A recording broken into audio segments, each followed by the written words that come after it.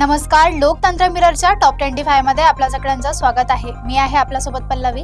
तर चला एक नजर टाकूया आजच्या ठळक बातम्यांवर। छत्रपती संभाजीनगरमध्ये आर्थिक वादातून तरुणाची हत्या, 3 आरोपी अटकेत। छत्रपती संभाजीनगर शहरात फक्त 4 दिवसाचा रक्तसाठा, रुग्णांची प्रतीक्षा वाढली। महाराष्ट्र जलविद्युत प्रकल्पाचा मोठ्या प्रमाणावर विस्तार सुरू। पुण्यात सनसिटी कर्वेनगर पुलाचे काम मंदगती, सिंहगड रस्त्यावर वाहतूक कोंडी।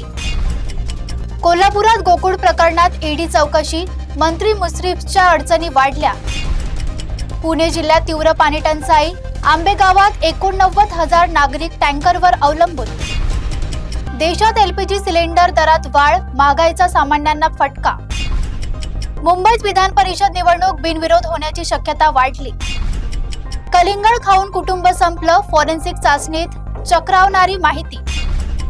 जबलपूर क्रूज दुर्घटनेत आतापर्यंत 9 जणांना करून अंत। मुंबईत विधान परिषद निवडणुकीवर महाविकास आघाडी सहमती।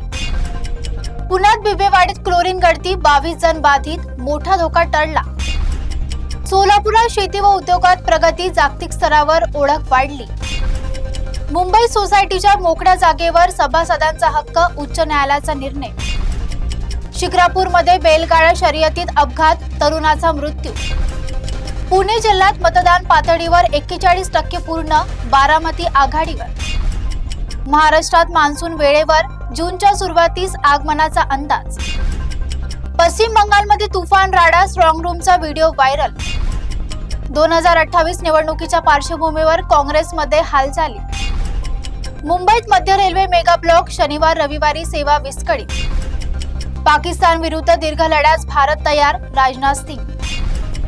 आरटी प्रवेशासाठी 8 मे पर्यंत मुदतवाढ जाहीर। पाकिस्तानने अमेरिकेच्या नाकेबंदी दरम्यान इराणसाठी 6 भूमार्ग केले खुले।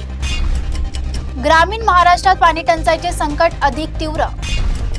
राज्यात उन्हाळ्यामुळे प्रशासन सतर्क, पाणी बचतीचे आव्हान। सध्या इतकंच, बघत रहा लोकतंत्र मिरर।